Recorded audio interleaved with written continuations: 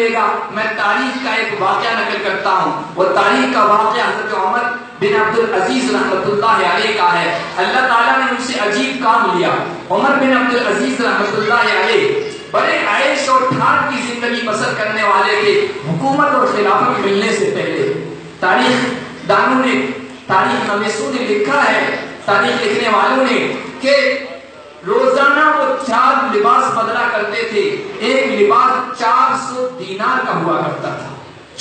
4 لباس ایک دن میں بدلا کرتے تھے. بہترین سے بہترین خوشبو استعمال کیا کرتے تھے. اتنی بہترین خوشبو جو کسی دوسرے کو ملتی نہیں تھی. علاقے کے بڑے بڑے سردار، بڑے بڑے امیر اپنے کپڑوں کو اس دھوبی کے پاس دھلانے کے لیے بھیجا کرتے تھے. جہاں عمر بن عبد العزیز کے کپڑے دھلا کرتے تھے کہ ان کپڑوں میں وہ ہمارے کپڑے بھی بھگوئے گا تو وہ خوشبو ہمارے کپڑوں میں رچ بس جائے گی. ایسی عجیب بے نیازی کی زندگی کہ رومال، ریشمی رومال یوں پڑا ہوا ہے، جا رہے ہیں، ہوا کے جھونکے سے رومال یوں گر گیا، جھکنا گوارا نہیں کرتے تھے، چھوڑ کے چلے جاتے تھے. ایسی شاہانہ زندگی. بوٹ پہنے ہوئے ہیں، چپل پہنے ہوئے ہیں، اور ان کا ازار، نیچے پہنی ہوئی لنگی پھنس جاتی تھی، وہ اس کو ہاتھ سے نکالنا گوارا نہیں کرتے تھے. بڑی بے نیازی کے ساتھ یوں جھٹکا دیتے تھے، قیمتی کپڑا پھٹ رہا ہے، پھٹنے دیں. ایسی شاہانہ زندگی. لیکن اللہ تعالیٰ نے عجیب ان کی زندگی میں انقلاب برپا کیا اور عجیب طریقے سے ان کو حکومت ملی. کس طرح حکومت ملی، خلافت ملی، میں اس کی تفصیل میں نہیں جانا چاہتا. اللہ تعالیٰ نے خلافت پر کرسی پر بٹھا دیا. اب وہ آئے ہی صحیح راہ پر. خلافت کے ملتے ہی جو ان کے باپ کی بڑی کوٹھی تھی، بنگلہ تھا. مدینے میں ان کے والد جو خود خلیفہ رہ چکے تھے، بڑے ذمہ دار گورنر. مدینے میں بڑا بنگلہ تھا، یمن میں بڑا بنگلہ تھا، عراق میں بڑا بنگلہ تھا، شام میں بڑا بنگلہ تھا والد کا. اور خود خلیفہ بنے ہیں، خود خلیفہ بنے ہیں.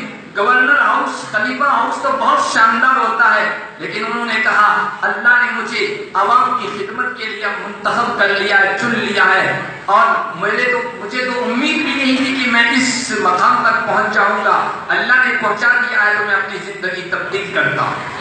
زندگی کی چینجنگ آئی، زندگی میں انقلاب آیا، اور گورنر ہاؤس کے عالی شان کمروں کو چھوڑ کر مسجد کے ایک چھوٹے سے کمرے میں الگ سے، جس میں رہائش کا انتظام تھا، گھر والوں کے رہنے کا انتظام تھا، اس میں آ گئے تاکہ غریب، محتاج، بیوائی، ضرورت مند کھلے عام میرے پاس آ سکے، میں ان کی مدد کر سکوں، ان کا تعاون کر سکوں.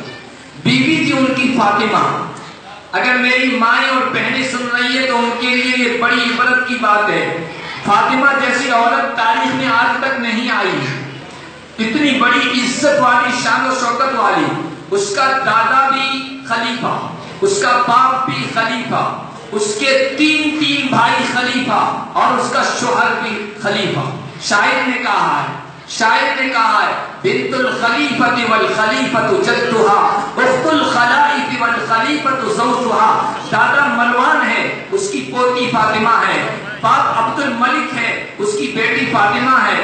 ہشام بن عبد الملک، سلیمان بن عبد الملک، ولید بن عبد الملک کی بہن ہے. والخلیفۃ زوجها، چوتھے خود عمر بن عبد العزیز آج خلافت کی مسند پر متمکن ہو گئے ہیں، شوہر بھی خلیفہ بن چکے ہیں. آپ اندازہ لگائیے ایسی عورت کتنے سکون میں، عیش و آرام میں رہی ہوگی. خاندان سے ہیرے، جواہرات، سونا، چاندی بہت کچھ لے آئی. لیکن چونکہ پہلے جتنے بھی خلیفہ تھے انہوں نے عوام کا پیسہ، بیت المال کا پیسہ، حکومت کا خزانے کا پیسہ اپنی جاگیر بنا لی تھی.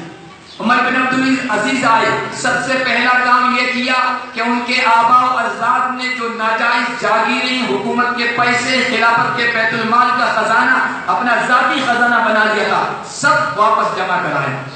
اپنی بیوی کو بلایا، فاطمہ کو، کہا فاطمہ میں نے اپنی زندگی میں نیکی پر آنے کا فیصلہ کر لیا. تم بڑے خاندان کی شہزادی ہو اور نسلوں سے تمہاری خلافت چلی آ رہی ہے، اور میرے ساتھ رہنا چاہتی ہو یا مجھ سے جدا رہنا چاہتی ہو؟ اس اللہ کی بندی نے کہا کہ میں آپ کے ساتھ رہنا چاہتی ہوں، آپ سے جدا نہیں ہونا چاہتی.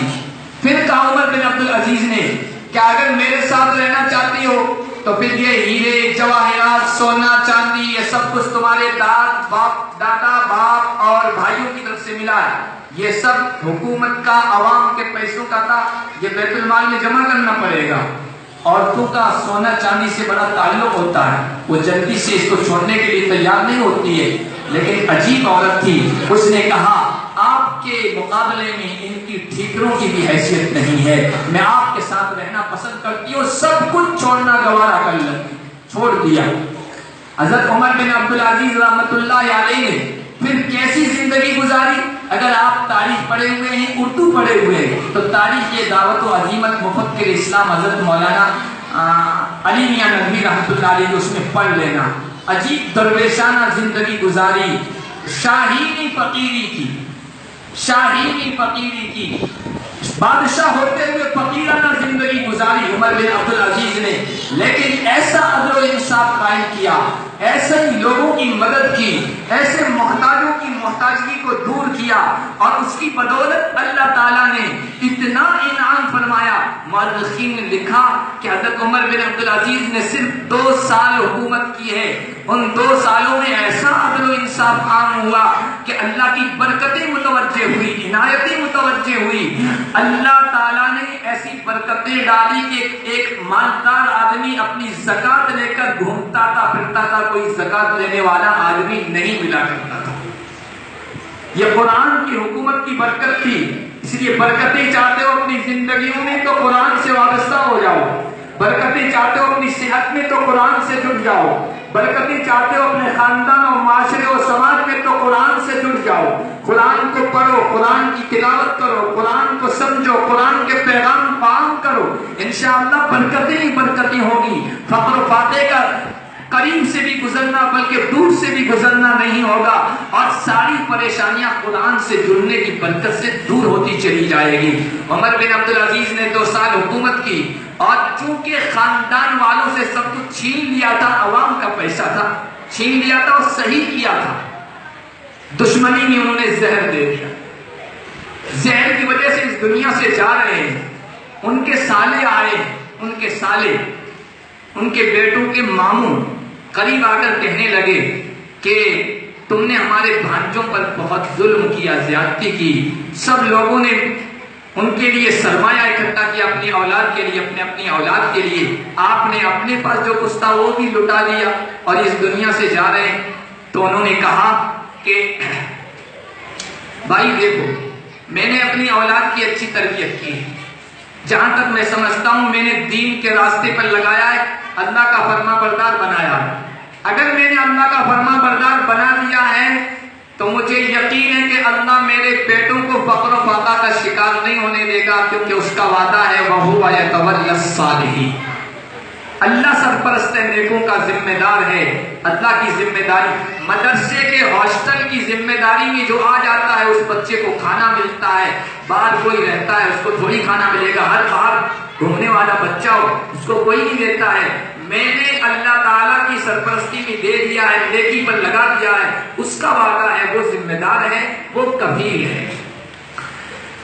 انتقال ہو گیا، 11 درہم چھوڑ کے گئے، اس میں 2-3 درہم کفن دفن میں لگے، باقی 8 درہم، 11 ان کے بچے تھے، لڑکے تھے، باقی لڑکیاں تھیں، ان میں تقسیم ہو گئے 8 درہم۔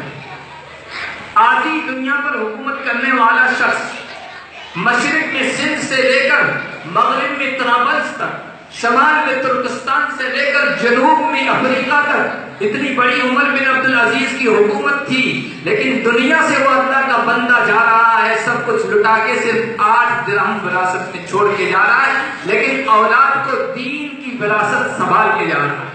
اب کیا ہوا؟ یہ مختصر بات کہہ کر میں اپنی بات ختم کرتا ہوں۔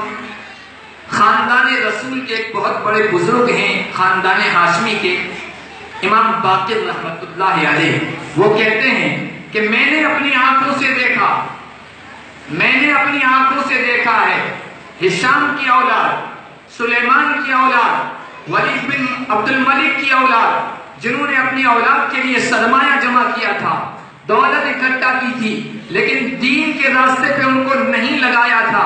اپنی آنکھوں سے دیکھا کہ دمشق کی جامع مسجد کی سیڑھیوں کے پاس کھڑے ہیں، جامع مسجد کی سیڑھیوں کے پاس کھڑے ہیں، کٹورا لیے ہوئے بھکاری کی شکل میں، اور کہہ رہے ہیں یا عباد اللہ من مال اللہ فی سبیل اللہ، اللہ کے بندو اللہ کی دی ہوئی دولت میں سے اللہ کے راستے میں دیتے جاؤ، ہم پر خرچ کرتے جاؤ۔ یہ ان کی اولاد کی بات ہوئی، ان کا حشر ہوا جن کے ماں باپ بہت کچھ چھوڑ کے گئے تھے۔ عمر بن عبدالعزیز کچھ بھی نہیں چھوڑ کے گئے، لیکن دین کا سرمایہ منتقل کر کے گئے اپنی اولاد کو۔ ان کا سنو، امام باقر کہتے ہیں کہ کچھ عرصے کے بعد خلافت کا ذمہ دار ایک ایسا آدمی بنا جس کے دل میں اللہ تعالیٰ نے اچھا جذبہ ڈالا۔ اس نے کہا کہ میں اپنی خلافت میں جتنے بھی صوبے ہیں ان کا گورنر ایسے لوگوں کو بنانا چاہتا ہوں جو نیک ہو، سیرت و کردار میں اچھے ہو، دیندار ہو، خدا ترس ہو، عوام کا خیال رکھنے والے ہو، انصاف پرور ہو، رعایا پرور ہو، انصاف پسند ہو، ایسے کو دیکھنا چاہتا ہوں۔ اس نے جائزہ لیا، ڈھونڈا، اس معیار پر، اس کسوٹی پر کوئی نہیں اترا۔ عمر بن عبدالعزیز کا ایک بیٹا اترا، اس کو لے جا کر گورنری دے دی۔ پھر دیکھا، پھر ان کا بیٹا، پھر تیسرا بیٹا، 11 کے 11 بیٹے۔ بعض تاریخی کتابوں میں 8 بیٹوں کا بھی ذکر ہے، 8 ہو یا 11 ہم سے کوئی واسطہ نہیں ہے۔ ہمارے لیے جو عبرت کی چیز ہے وہ بات یہ ہے کہ 8 بیٹے یا 11 بیٹے، 11 کے 11 بیٹے 11 صوبوں کے گورنر بنے ہوئے ہیں۔ اللہ کا وعدہ سامنے آیا ہے، وَهُوَ يَتَوَلَّى الصَّالِحِينَ، اللہ نیکوں کا سرپرست ہوتا ہے، ان کے رزق کا ذمہ دار ہوتا ہے۔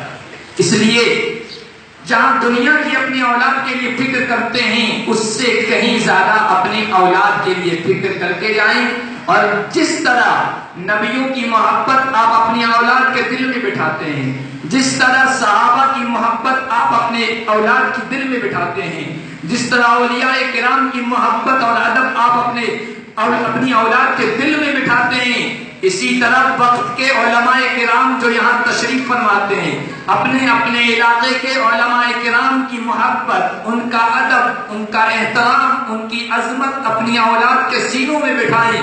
انشاءاللہ آنے والی کئی نسلیں آپ کی دین سے وابستہ رہیں گی۔ یہ وہ علماء ہیں جو اللہ کی نگاہ میں بڑی وقعت رکھتے ہیں، بڑی عظمت رکھتے ہیں۔